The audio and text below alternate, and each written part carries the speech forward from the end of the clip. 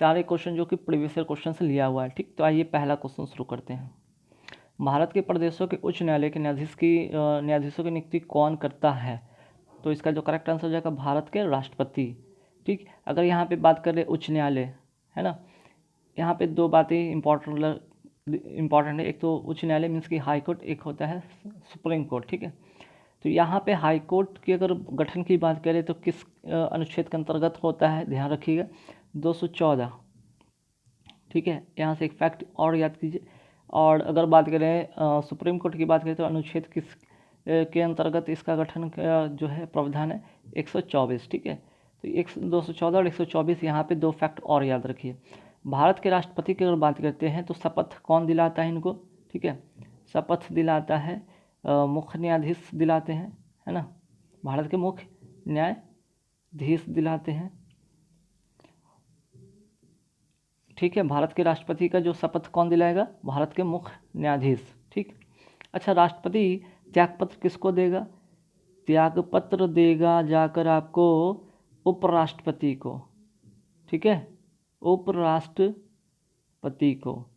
और उपराष्ट्रपति त्यागपत्र किसको देगा? राष्ट्रपति को। ठीक है, ध्यान रखिएगा, भारत के राष्ट्रपति जो है त्यागपत्र किसको देगा? उपराष्ट्रपति को। उपराष्ट्रपति त्यागपत्र किसे देंगे? राष्ट्रपति को। भारत के राष्ट्रपति की अगर बात करते हैं शपथ कौन दिलाएगा? मुख्य न्यायाधीश, भारत के मुख्य न्यायाधीश। और यहाँ पे अगर बात करें कि भारत के मुख्य न्यायाधीश शपथ दिलाएंगे। ठीक है, तो ये 2 3 4 फैक्ट याद रखिएगा, है ना। चलिए, यहाँ तक तो बातें समझ में आ गया। आगे बढ़ेंगे सवाल पे। महाबलीपुरम में रथ मंदिरों का निर्माण किसके द्वारा कराया गया था? इसका जो करेक्ट आंसर हो जाएगा वो क्या होगा भाई? यहाँ पे इसका जो करेक्ट आंसर होगा वो होगा घ। ठीक है, मीन्स कि पल्लव। तो देखिए यहाँ पे अगर बात कर रहे हैं कि पल्लव के द्वारा, तो पल्लव वंश के, ध्यान रखिएगा, पल्लव वंश के जो राजा थे या फिर कह सकते हैं शासक, ठीक है सॉरी, पल्लव वंश के जो शासक थे, महानतम शासक किसके द्वारा कराया गया था? नरसिंह। ठीक है, नरसिंह वर्मन प्रथम द्वारा। ठीक है, नरसिंह वर्मन प्रथम द्वारा इसका जो है महाबलीपुरम में रथ मंदिर का निर्माण कराया गया था। ठीक, काफ़ी इंपॉर्टेंट क्वेश्चन है। रथ मंदिर को, ठीक है, इस रथ मंदिर की हम बात करते हैं तो रथ मंदिर को क्या किस नाम से जाना जाता है? सप्त पैगोडा भी कहा जाता है ना, इसको सप्त पैगोडा भी कहा जाता है। एक फैक्ट और याद कर लीजिए, है ना। इसे तट मंदिर या शोर टेम्पल भी कहा जाता है। तट मंदिर या शोर टेम्पल के नाम से भी जाना जाता है। ठीक है, ध्यान रखिएगा। एक और यहाँ पे फैक्ट याद रखिए, यहाँ पे कांची का कैलाश मंदिर। ठीक है, कांचीपुरम की बात करते हैं, कांची का कैलाश मंदिर का निर्माण किसने करवाया था? ये करवाया था नरसिंह वर्मन द्वितीय ने। ठीक है, नरसिंह वर्मन द्वितीय ने। ठीक, तो यहाँ से एक फैक्ट और याद कर लिया आपने। चलिए आगे बढ़ते हैं। भारतीय संविधान के किस अनुच्छेद के तहत संघ के प्रत्येक संगठित राज्य में लोक सेवा आयोग होना चाहिए? तो अनुच्छेद 315 होगा। इसका जो करेक्ट आंसर होगा अनुच्छेद 315। ठीक है, ये बहुत इंपॉर्टेंट क्वेश्चन है, ध्यान रखिएगा। एक चीज़ और यहाँ पे याद रखिए कि संघ लोक सेवा आयोग के अध्यक्ष जो होते हैं, ठीक है, यहाँ पे संघ के प्रत्येक संगठित राज्य में लोक सेवा आयोग की बात होती है, संघ लोक सेवा आयोग। ठीक है, संघ लोक सेवा आयोग के जो अध्यक्ष होते हैं एवं सदस्य होते हैं, ठीक है, की नियुक्ति कौन करता है? राष्ट्रपति द्वारा किया जाता है। ठीक है, राष्ट्रपति द्वारा किया जाता है इनकी नियुक्ति, ध्यान रखिएगा, है ना। और अनुच्छेद 308 से लेकर 323 तक इस आयोग से संबंधित अनुच्छेद हैं। ठीक है, अगर बात करते हैं संघ लोक सेवा आयोग की स्थापना, इसकी स्थापना कब हुआ था ये भी याद रख लीजिएगा, 1 अक्टूबर 1926 को किया गया था, 1 अक्टूबर 1926 को, ठीक है, 1 अक्टूबर 1926 को, बढ़िया से यहाँ पे लिख देता हूँ, 1 अक्टूबर 1926 को। और किस यहाँ पे आयोग की संस्तुति पर, तो यहाँ पे ली आयोग की संस्तुति पर, ठीक है, ली आयोग की संस्तुति पर इसका गठन किया गया था। चलिए आगे बढ़ेंगे सवाल पे कि भारत के सर्वोच्च न्यायालय का एक न्यायाधीश कितनी आयु तक अपने पद पर बना रहता है, ठीक है, बना रह सकता है। तो इसका जो करेक्ट आंसर होगा 65 वर्ष तक, ठीक है, सर्वोच्च न्यायालय अर्थात कि सुप्रीम कोर्ट की बात हो रही है, ठीक। तो देखिए यहाँ पे 65 वर्ष की अगर बात करते हैं तो सर्वोच्च न्यायालय अर्थात सुप्रीम कोर्ट, और अगर बात 62 वर्ष की बात करते हैं तो यहाँ पे हो जाता है हाई कोर्ट, ठीक है। तो ये दोनों फैक्ट याद रखिएगा कि सर्वोच्च न्यायालय के एक न्यायाधीश कितनी आयु तक अपने पद पर बना रह सकता है, तो 65 वर्ष तक। उच्च न्यायालय के एक न्यायाधीश कितनी आयु तक अपने पद पर बना रह सकता है, तो 62 वर्ष तक, ठीक है। यहाँ से 2 फैक्ट और याद कर लीजिए, ठीक। और अभी मैंने आपको बताया था कि सुप्रीम कोर्ट, और यहाँ पे सुप्रीम कोर्ट के गठन की बात करते हैं तो 124 अनुच्छेद के अंतर्गत, और इसका अगर बात करते हैं तो अनुच्छेद 214 के अंतर्गत इसका गठन का प्रावधान है, ठीक। चलिए आगे बढ़ेंगे, सवाल नंबर 5 पे आते हैं। काकोरम राजमार्ग किन 2 देशों को जोड़ता है ना। काकोरम जो यहाँ पे राजमार्ग है किन 2 देशों को जोड़ता है, तो इसका जो करेक्ट आंसर हो जाएगा वो क्या होगा, जल्दी से बताएंगे। भारत और यहाँ पाकिस्तान और चीन होगा, ठीक है, पाकिस्तान और चीन होगा, जो कि काकोरम राजमार्ग की बात करें तो। यहाँ से एक और बहुत इंपॉर्टेंट चीज़ आता है, नाथुला दर्रा, ठीक है ना, इसे नोट कर लीजिएगा, नाथुला दर्रा, नाथुला दर्रा किसको किसको जोड़ता है, तो भारत और चीन को, ठीक है। नाथुला दर्रा भारत और चीन को जोड़ता है, यहाँ पे ध्यान रखिएगा। नाथुला दर्रा जो है भारत और चीन के बीच का मार्ग है, और नाथुला दर्रा की अगर बात करते हैं तो सिक्किम को चीन से जोड़ता है ना। सिक्किम को किससे जोड़ता है, 2 बातें यहाँ पे, भारत जो यहाँ पे है, चीन के बीच का ये मार्ग है, ठीक है, भारत और चीन का बीच का ये नाथुला दर्रा मार्ग है। साथ ही साथ यहाँ पे अगर बात करें तो ये सिक्किम और चीन को भी जोड़ता है, ठीक है, सिक्किम और चीन को जोड़ता है ना, सिक्किम और चीन को जोड़ता है, भारत और चीन का ये मार्ग है ये, है ना। तो यहाँ से ध्यान रखें, नाथुला दर्रा काफ़ी इंपॉर्टेंट होगा। यहाँ पे नाथुला दर्रा कहाँ है, कई बार एग्जाम में आता है कि किस राज्य में पड़ता है, किस क्षेत्र में आता है, इसके इस तरह से क्वेश्चन अगर आए तो यहाँ पे लिखेंगे सिक्किम, और किसको जोड़ता है, तो सिक्किम को चीन से जोड़ता है, और भारत और चीन के बीच का एक मार्ग है ना। चलिए आगे बढ़ेंगे सवाल पे, सवाल नंबर 6 पे आते हैं। 6 में क्या है कि G8 में सम्मिलित किया गया 8वां राष्ट्र कौन सा है, तो 8वां राष्ट्र रूस है, ठीक है। 8वां राष्ट्र जो है यहाँ पे क्या है, रूस है। लेकिन यहाँ पे आप समझिएगा एक फैक्ट और यहाँ पे ध्यान रखिए, ठीक। एक फैक्ट याद रखने वाली ये बात हो जाता है यहाँ पे कि अब जो है ये, ठीक है, अब जो है ये G8 बन गया है क्या, G7 हो गया। क्यों, क्योंकि यहाँ पे 2017 की बात करें, 2017 से जो रसिया जो है परमानेंटली यहाँ से विड्रॉल कर गया है, ठीक है, ये परमानेंटली ये विड्रॉल कर गया है, यहाँ से परमानेंट विड्रॉल कर गया है। तो इसलिए अब G7 हो गया है, चूँकि यहाँ से रसिया यहाँ से हट चुका है यहाँ से।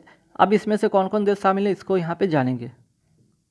तो देखिए यहाँ पे जो है जो 7 कंट्री है, ठीक है, जो G7 कंट्री है उसका यहाँ पे मैं नाम लिखता था, नोट कर लीजिएगा।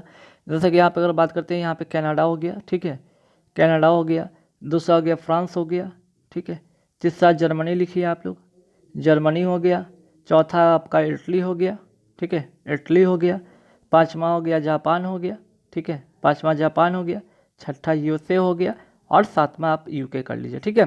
तो G7 कंट्री के वजह होने का पीछे रीज़न क्या है कि रसिया जो शामिल हुआ था वो परमानेंटली अब यहाँ पे विड्रॉल कर गया है 2017 से, तो इसलिए अब ये G8 G7 हो गया, ठीक है।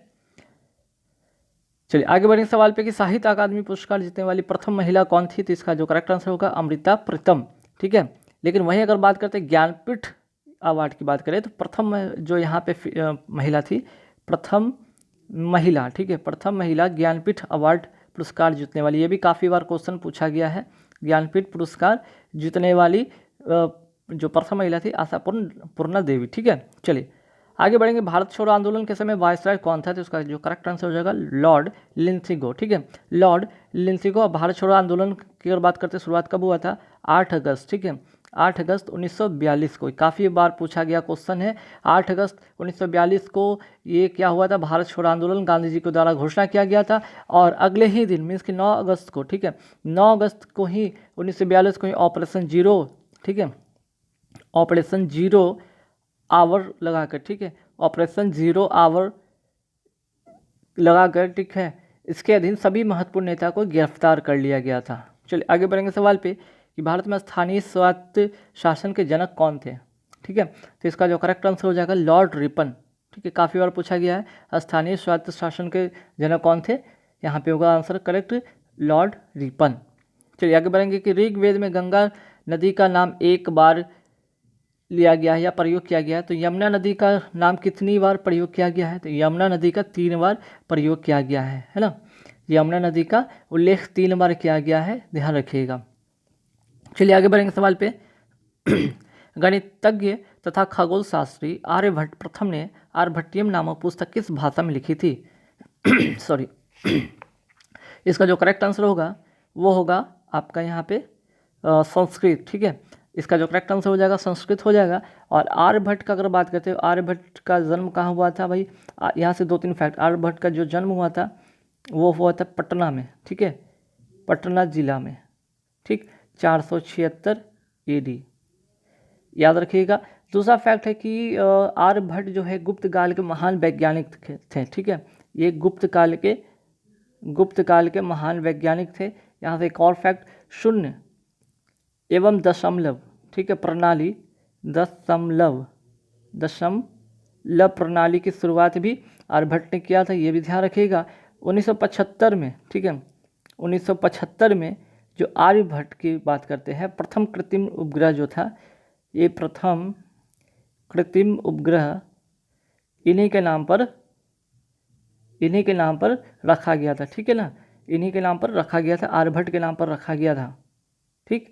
और आर्यभट्ट ज्ञान विश्वविद्यालय जो कि बिहार के पटना जिला में है, ठीक। चलिए आगे बढ़ेंगे। विश्व का अन्न भंडार या रोटी का डलिया किस देश को कहा जाता है? तो इसका जो करेक्ट आंसर हो जाएगा वो हो जाएगा यूक्रेन, ठीक है। भारत में चावल का कटोरा किसे कहा जाता है? क्वेश्चन आता है ना यहाँ पे, भारत में चावल का कटोरा किसे कहा जाता है? ये भी काफ़ी बार पूछा गया क्वेश्चन है। चावल का कटोरा किसे कहा जाता है? तो छत्तीसगढ़ को, नोट कर लीजिएगा, ठीक है, छत्तीसगढ़ को भारत में। और भारत में जो है केरल की बात करें तो यहाँ मसालों का बगीचा कहा जाता है। भारत की अगर बात करें कि भारत में मसालों का बगीचा किससे कहा जाता है? मसालों का बगीचा किससे कहा जाता है? केरल को, ठीक है। यहाँ से 2 फैक्ट और याद रखिए। चलिए आगे बढ़ते हैं कि तीनों गोलमेज सम्मेलन में भाग लेने वाले भारतीय नेता कौन थे? तो डॉक्टर भीमराव अंबेडकर। ये कब हुआ था?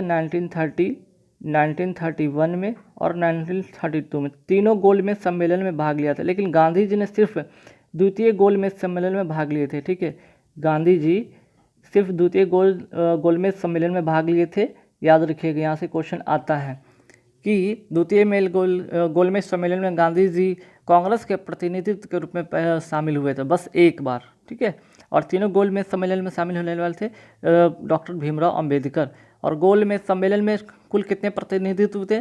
89 प्रतिनिधित्व थे, ठीक है, 89 प्रतिनिधित्व थे, जिसमें कि आपको यहाँ पे भारत के भी थे और ब्रिटेन दोनों से थे, ठीक। चलिए आगे बढ़ेंगे। किस मुगल बादशाह के दरबार में जाने वाला अंग्रेज कैप्टन हॉकिंस था?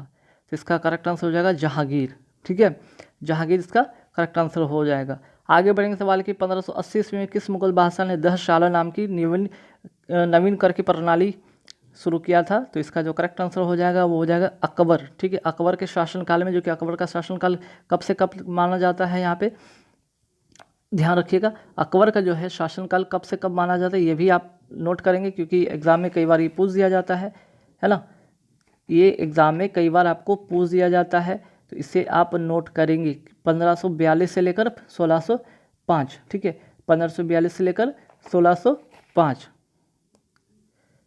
1542 से लेकर 1605। और इसी के देखिए अब यहाँ पे 1580 है तो कहीं ना कहीं अकबर का शासनकाल रहा है ना। और इसकी बात करें दहशाल प्रणाली की, दरअसल शुरुआत तो ठीक है अकबर के शासनकाल में होता है। किसने किया था? टोडरमल, जो कि यहाँ पे अगर टोडरमल की बात करते हैं, ये क्या था? अकबर का क्या था? वजीर था। ये वजीर कहे तो प्रधानमंत्री भी था और साथ ही साथ तथा वित्त मंत्री भी था। ये वित्त मंत्री भी था, है ना।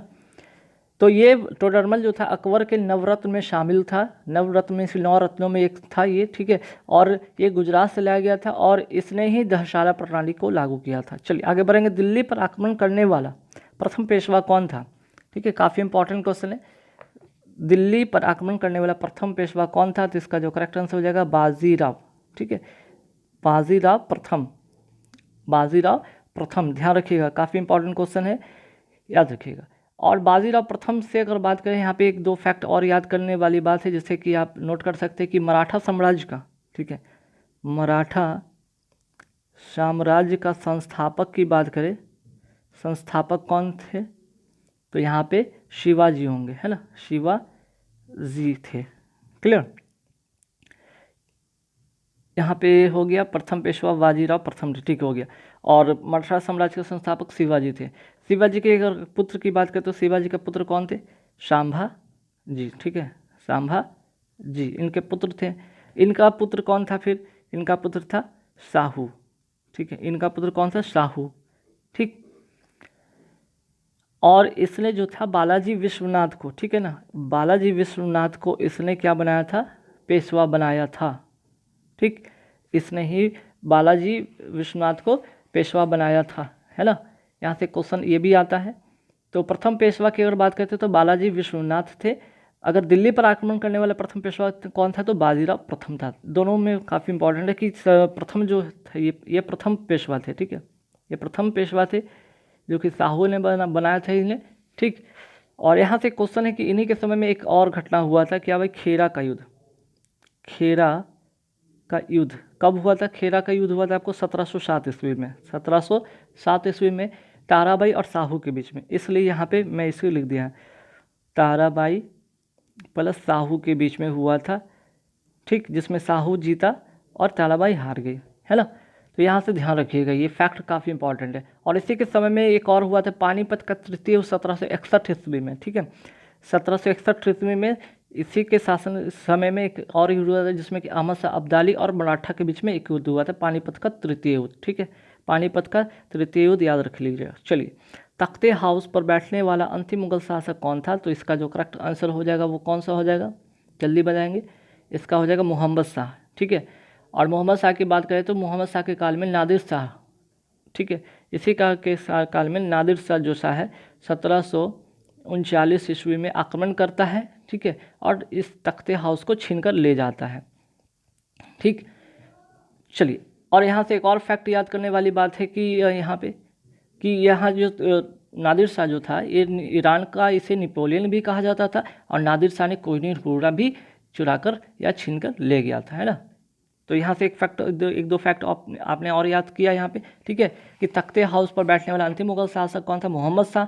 नादिर शाह ने आक्रमण किया 1739 में और ये मयूर सिंहासन और छिड़ कर ले जाता है। इसे क्या कहा जाता है? ईरान का नेपोलियन भी कहा जाता है ना। और मयूर सिंहासन का निर्माण किसने किया था? इसका निर्माण किसने किया था? काफ़ी इंपॉर्टेंट क्वेश्चन है। इसका निर्माण किया था शाहजहां ने, ठीक है, इसका निर्माण किया था शाहजहां ने, ठीक है। आगे बढ़ेंगे सवाल पे कि किसके द्वारा विश्व का पहला गणतंत्र वैशाली में स्थापित किया गया था? इसका जो करेक्ट आंसर हो जाएगा लिच्छवी द्वारा, ठीक है, इसका जो करेक्ट आंसर हो जाएगा लिच्छवी द्वारा। आगे बढ़ेंगे सवाल पे कि भारतीय संविधान के किस संशोधन द्वारा समाजवादी, धर्मनिरपेक्ष, अखंडता शब्दों को प्रस्तावना में जोड़ा गया? तो इसका जो करेक्ट आंसर हो जाएगा वो क्या हो जाएगा? 42वां संशोधन द्वारा, 42वां संविधान संशोधन द्वारा। और यहाँ पे एक वर्ड आता है प्रस्तावना। प्रस्तावना किस देश से लिया गया है? तो ये ऑस्ट्रेलिया से लिया गया है, ठीक है, ये ऑस्ट्रेलिया से लिया गया है,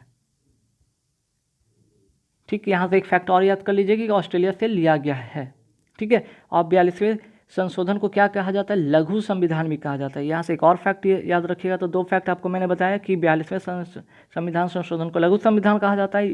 प्रस्तावना को ऑस्ट्रेलिया से लिया गया है। ठीक है, चलिए नेक्स्ट क्वेश्चन है, खरीफ और रबी फसलों के बीच छोटे समय में पैदा होने वाली जो फसल पैदा की जाने वाली फसल का नाम क्या है? जायद। ठीक है, तो यहाँ पे खरीफ फसल की बात हो रही है, खरीफ फसल की बात होगी, यहाँ पे बात होगी, फिर रबी फसल की बात होगी, है ना, बात होगी, रबी फसल की बात होगी। तो देखिए खरीफ फसल की बात करते हैं तो ये कब से कब होता है? खरीफ फसल जो होता है जून जुलाई में बोए जाते हैं, जून जुलाई में बोए जाते हैं ना, जून जुलाई में बोए जाते हैं। ठीक है, ये जून जुलाई में बोए जाते हैं और अक्टूबर में काटे जाते हैं, अक्टूबर में काटे जाते हैं। रबी फसल की बात करते हैं, ये अक्टूबर और नवंबर में बोए जाते हैं। ठीक है, ये कह सकते हैं इसको सितंबर और अक्टूबर में, है ना, सितंबर से अक्टूबर में ये क्या होते हैं? बोए जाते हैं। और काटे कब जाते हैं? फरवरी में काटे जाते हैं, फरवरी तथा मार्च में काटे जाते हैं ना। और इसी के अगर बात करते हैं जायद की बात करते हैं, ये मार्च अप्रैल में बोए जाते हैं ना, मार्च अप्रैल में ये बोए जाते हैं। ठीक है, मार्च अप्रैल में ये बोए जाते हैं। चलिए आगे बढ़ते। राष्ट्रीय रेल म्यूजियम किस शहर में स्थित है? राष्ट्रीय रेल म्यूजियम किस शहर में स्थित है? तो इसका जो करेक्ट आंसर हो जाएगा वो हो जाएगा दिल्ली। ठीक है, इसका जो करेक्ट आंसर हो जाएगा वो क्या हो जाएगा? दिल्ली। और यहाँ से 1-2 फैक्ट याद करने वाली बात है। यहाँ से अगर रेल की बात कर रहे हैं तो रेल का अगर आइए कि रेलवे बोर्ड की स्थापना, ठीक है, रेलवे बोर्ड की स्थापना कब हुआ था भाई? ये हुआ था 1905 ईस्वी में। रेलवे बोर्ड की स्थापना हुआ था 1905 ईस्वी में। ठीक है, चलिए आगे बढ़ेंगे कि रेलवे में अगर बात करें कि यहाँ पे भारत में प्रथम रेलगाड़ी कब चला था? तो 16 अप्रैल 1853 में पहली रेल चली थी। ठीक है, पहली रेल चली 1853 में, है ना, बॉम्बे से थाने के बीच में चली थी, ये ध्यान रखिएगा। आगे बढ़ेंगे सवाल पे कि भागीरथी और अलकनंदा नदियों का संगम किस स्थान पर होकर गंगा नदी बनती है ना। तो इसका जो करेक्ट आंसर हो जाएगा वो हो जाएगा देवप्रयाग, देवप्रयाग। ठीक है, यहाँ पे एक वर्ड यहाँ पे आया है गंगा। गंगा की कुल लंबाई पूछा जाता है तो कितना है? 2525 किलोमीटर, कई बार एग्जाम में पूछा गया है ना। चलिए आगे बढ़ेंगे सवाल पे कि मखदूम कुंड कहाँ स्थित है। तो इसका जो करेक्ट आंसर हो जाएगा वो क्या होगा? जल्दी से बताएंगे आप लोग। ये हो जाएगा बिहार शरीफ। ठीक है, बिहार के बिहार शरीफ क्षेत्र में। और यहाँ पे ही बिहार शरीफ क्षेत्र में आपको क्या मिलेगा? आपको सीता कुंड, लक्ष्मण कुंड, यहाँ पे जो गर्म जल का कुंड है, ध्यान रखिएगा। ठीक, चलिए आगे बढ़ते हैं सवाल पे कि डॉक्टर राजेंद्र प्रसाद का जन्म स्थान, है ना, डॉक्टर राजेंद्र प्रसाद का जन्म स्थान जीरादेई निम्न में से किस जिले में है? तो इसका करेक्ट आंसर हो जाएगा सिवान जिला में। ठीक है, इसका जो करेक्ट आंसर हो जाएगा वो हो जाएगा सिवान जिला में। और सिवान जिला पड़ता कहाँ भाई? बिहार में। ठीक है, बिहार में ये पड़ता है सिवान जिला। और ये अगर बात करते हैं इनके बारे में कुछ और फैक्ट की बात करते हैं तो ये डॉक्टर राजेंद्र प्रसाद की बात करते हैं तो इन्हें क्या बनाया गया था? संविधान सभा का अस्थायी सदस्य, संविधान सभा का अस्थायी सदस्य इन्हें बनाया गया था, है ना, 11 दिसंबर 1946 ईस्वी में। ठीक है, यहाँ से एक बात, भारत के प्रथम राष्ट्रपति की बात करते हैं तो ये डॉक्टर राजेंद्र प्रसाद थे। ठीक है, प्रथम राष्ट्रपति भी एक फैक्ट और याद रखिएगा, है ना।